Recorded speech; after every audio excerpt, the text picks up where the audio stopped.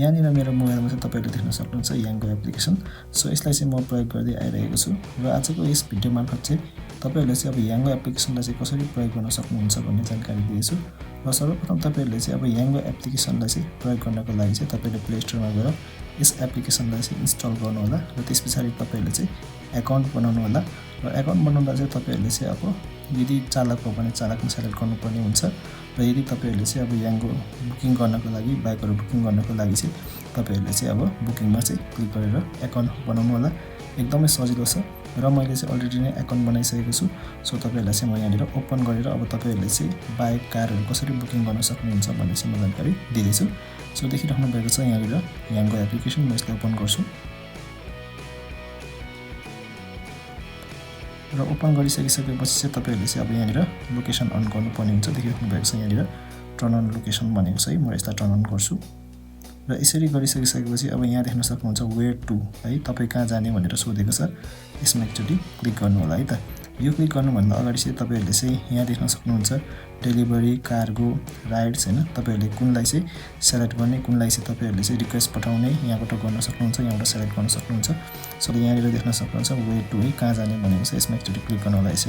यसरी क्लिक गरिसकिसकेपछि अब देख्न सक्नुहुन्छ यहाँ टपमा चाहिँ पिकअप छ है। तपाईँहरूको चाहिँ यो पिकअप भनेको चाहिँ तपाईँहरू कुन लोकेसनमा हुनुहुन्छ त्यो लोकेसन हो र यो तल चाहिँ डेस्टिनेसन छ है। डेस्टिनेसन कहाँ जाने हो तपाईँहरू त्यो अनुसार तपाईँहरूले यहाँ डेस्टिनेसन लगाउनु पर्ने हुन्छ र तपाईँको पिकअप लोकेसन चाहिँ यदि तपाईँहरूले लोकेसन अन गर्नुभएको छ भने चाहिँ आफै नै देखाइहाल्छ है। त्यही अनुसार चाहिँ तपाईँहरूको चाहिँ यहाँनिर लोकेसन सेट भइहाल्छ। सो तपाईँहरू अब कहाँ जाने है, सपोज इक्जाम्पलको लागि चाहिँ म तपाईँहरूलाई अब यहाँनिर कुनै एउटा ठाउँको नाम चाहिँ तपाईँहरूलाई म सेट गरेर देखाउँछु। जस्तै कि मैले कलनकी यसरी क्लिक गरेँ, कलनकी क्लिक गर्छु है त। अब त्यस पछाडि यहाँ देख्न सक्नुहुन्छ कलनकी चोक, यहाँ धेरैवटा आएको छ। म चाहिँ अहिले कलनकी चोकमा क्लिक गर्छु र यसरी क्लिक गरिसकिसकेपछि अब तपाईँले यहाँनिर देख्न सक्नुहुन्छ है त कलनकी चोक 8 मिनट छ है त यहाँ किर्तिपुरदेखि। त्यस्तै अब फास्टेस्ट यहाँनिर होइन बाइक देख्न सक्नुहुन्छ, अनि इकोनोमिक अनि कम्फोर्ट है, कस्तोमा जाने तपाईँहरू है त। अहिले चाहिँ यहाँनिर कुनै पनि ड्राइभरहरू चाहिँ एक्टिभेट छैन। सो यहाँनिर चाहिँ यस्तो देखाइरहेको छ। तपाईँहरूको चाहिँ अब ड्राइभरहरू यहाँनिर एक्टिभेट भएको बेला चाहिँ तपाईँहरूको यहाँनिर प्राइस पनि देखाउँछ है त। सो तरिसकिसकेपछि तपाईँले यहाँ रिक्वेस्टको अप्सन आउँछ, रिक्वेस्टमा क्लिक गर्नुभयो भने तपाईँहरूको भइहाल्छ है त। फेरि म एउटा अलिकति तपाईँहरूले यसरी गरेर देखाउँछु। वेयर टुको अप्सन म्यापमा लगाएँ, डाउन गरेँ अहिले। अब यहाँनिर कलनकी चोक गरेँ, देखिराख्नु भएको छ यहाँनिर है किर्तिपुर रिङ रोड देखाएको छ अहिले चाहिँ मेरो लोकेसन। त्यस पछाडि कलनको चोक अहिले चाहिँ यहाँनिर कुनै पनि देखाएको छैन है त।